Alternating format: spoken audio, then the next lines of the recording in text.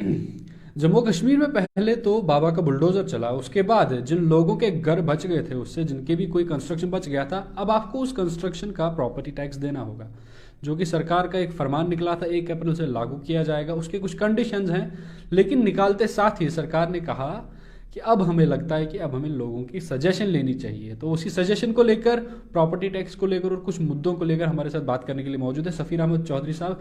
सबसे पहला सवाल सर, पहले तो एलजी मनोहर सिन्हा और उनकी एडमिनिस्ट्रेशन एक फरमान निकालती है कि आप प्रॉपर्टी टैक्स देंगे, फिर कहते हैं कि अब लोगों का फीडबैक इंपॉर्टेंट है, वोटिंग की जाएगी, जो ज़्यादा फेवर में होगा उसे अप्लाई किया जाएगा।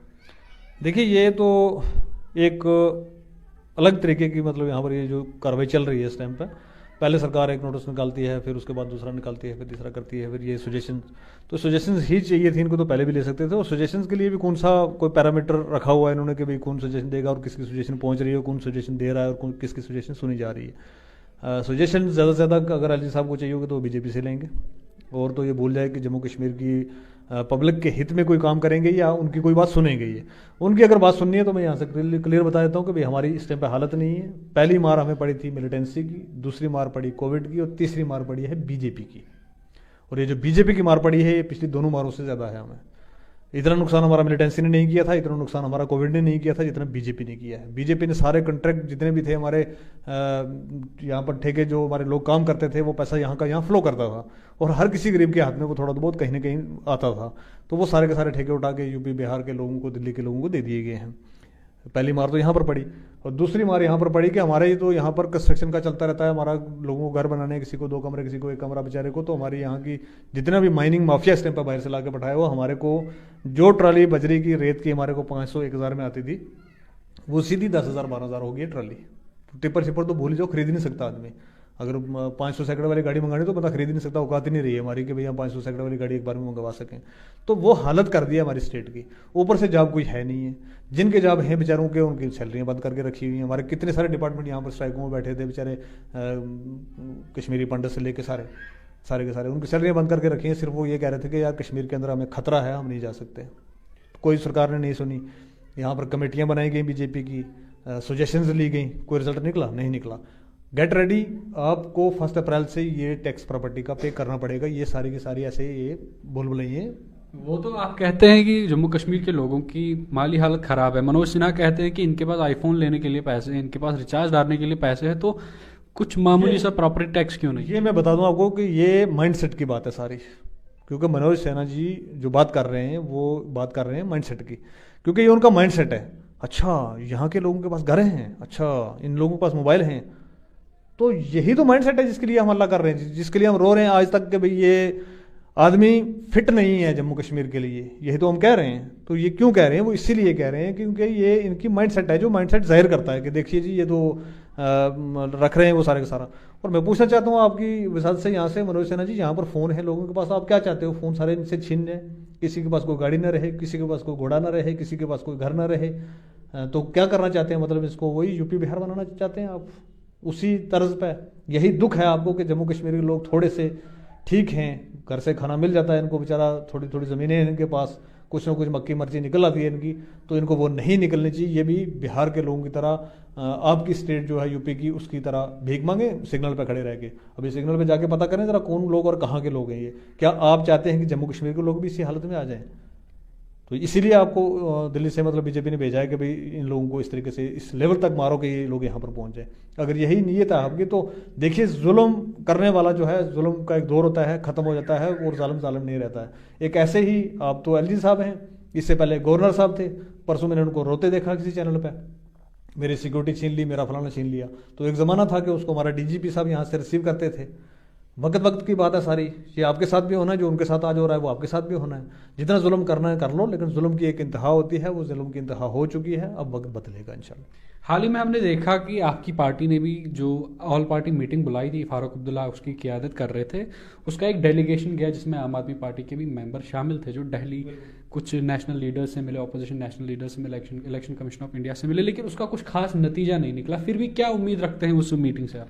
देखिए, कोशिश तो की, वो डेलीगेशन यहाँ से गया, जितने भी अलग अलग पार्टियां थी, वो स्टेट की थी, रीजनल पार्टियां थी या सेंटर की पार्टियां थी, सब लोगों ने मिलकर एक प्रयास किया है। हालांकि बीजेपी के आगे और इस बीजेपी की संदीप बैरी गवर्नमेंट के आगे किसी का प्रयास चलता नहीं है। ये पब्लिक भी देख रही है, पार्टियां भी देख रही हैं, लीडर्स भी देख रहे हैं, हम भी देख रहे हैं, आप भी देख रहे हैं, सब देख रहे हैं। इनके आगे किसी की चलती नहीं है, क्योंकि ये जो ठान लेते हैं कि भाई ये यहाँ पर बर्बादी कर रही है तो ये बर्बादी करते हैं। तो वो हमें देखा भी है, पिछले इतने सालों से हम देखते आ रहे हैं, वो तो ये करेंगे। और जो इनके मन मुताबिक आएगा, जो इनके लिए बेनिफिशियल होगा, वो ये करेंगे। इनको कोई पब्लिक से कोई लेना देना नहीं है, यहाँ के लोगों से कोई लेना देना नहीं है। वो पूरे हिंदुस्तान के, सिर्फ जम्मू कश्मीर के नहीं, पूरे हिंदुस्तान के लोगों से इनका कोई लेना देना नहीं है। ये एक इस तरीके की पार्टी है कि भाई लोगों को उकसा के, लोगों को डिवाइड करके इन्होंने रूल किया और पार्टी को सेंटर में ये वहाँ पर लेके आए। और अब इनका वही नेक्स्ट कभी आएंगे इलेक्शन में तो वही फंडा आएगा इनका दोबारा से। इनको लोगों के लिए कोई काम करना नहीं है, अगर करना भी है तो वो करना है सिर्फ इनको बड़े बड़े जो इनके अपने साथी हैं बड़े बड़े, जैसे अडानी अंबानी वगैरह, तो उनके लिए कर रहे हैं, तो कर भी रहे हैं फर्स्ट क्लास। अडानी को थोड़ा सा उधर से घाटा क्या पड़ा कि हमारा इधर बिजली का मीटर चढ़ना शुरू हो गया, अब जल्दी तैयारी हो जाएगी उसकी, अब ये टैक्स कलेक्शन आएगी सारी की सारी। तो एट द एंड जो जितना पैसे वो हरामखोर खा के भाग गया है सारे के सारे, तो वो पैसे भरने कहाँ से? वो हम लोगों से वसूल कर रहे हैं, वो यहाँ की जनता से वसूल कर रहे हैं। तो वही तो चाल है इस गवर्नमेंट की, ये तो सुनते किसी की नहीं। फिर भी उनकी एक कोशिश है, क्योंकि डेमोक्रेसी के अंदर, जो डेमोक्रेसी अब रही नहीं है हिंदुस्तान के अंदर, तो डेमोक्रेसी के अंदर एक यही एक ऑप्शन रहता है कि भाई सब लोगों को इकट्ठे होकर तो इसके ऊपर आवाज़ उठानी है। वो उठा रहे हैं सारे के सारे लोग मिलके, अच्छी बात है, उनका अपना काम है, कर्तव्य है उनका भी आवाज़ उठाना, उनका काम है, पब्लिक की आवाज़ बनना चाहिए, वो बन रहे हैं सारे के सारे। लेकिन आगे सुनवाई कोई नहीं होगी, ये तो क्लियर दिख रहा है। एक आखिरी सवाल, एफटेक जेके एसएसबी इस वक्त जम्मू कश्मीर में एक बहुत बड़ा मुद्दा बना हुआ है। क्या लगता है आपको कि क्यों ब्लैक लिस्टेड कंपनी को क्यों आखिरकार एलजी एडमिनिस्ट्रेशन ने कॉन्ट्रैक्ट दिया? देखिए, उसके अंदर एक सिंपल और क्लियर मैं आपको बता दूं कि भाई एक ब्लैक लिस्टेड कंपनी जो पूरे हिंदुस्तान के अंदर, उसको यहाँ पर लाने के लिए हमारे लॉज भी फॉलो नहीं हो रहे थे, तो लॉज के क्लास चेंज कर दिए गए। तो या तो इसमें पार्टनरशिप हमारे उसकी जेके एसएसबी के चेयरमैन साहब की है, या एलजी साहब की है, किसी बड़े की हो सकती है ना, मेरी और आपकी तो वहाँ पर पार्टनरशिप हो नहीं सकती।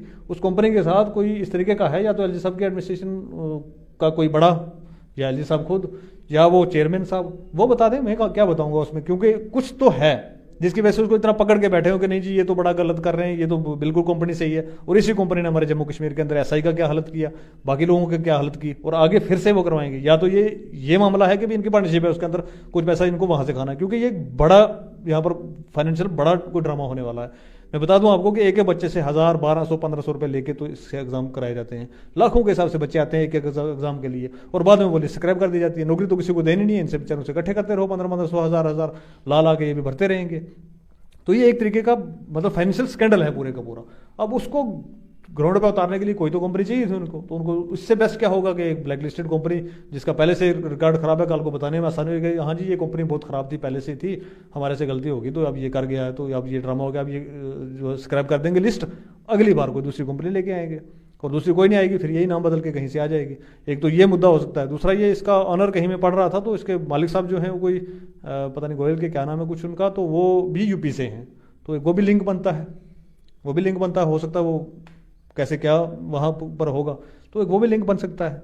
तो एट द एंड यहाँ के नौजवानों को, बच्चों को, जो हमारे जितने भी लोग एग्ज़ाम देने वाले हैं अलग अलग डिफरेंट पोस्ट्स के लिए, डिफरेंट डिपार्टमेंट्स के लिए, तो इन सब को बेवकूफ़ बनाया जा रहा है पिछले 5 साल से। ये कोई नई बात नहीं है, हर बार एग्ज़ाम होते हैं, वो होता बाद में लिस्टें स्क्रैप होती हैं, इसमें ये फ्रॉड हो गया था, उसमें वो फ्रॉड हो गया, तो वो फ्रॉड करने वाले लोग आज तक पकड़े नहीं गए हैं।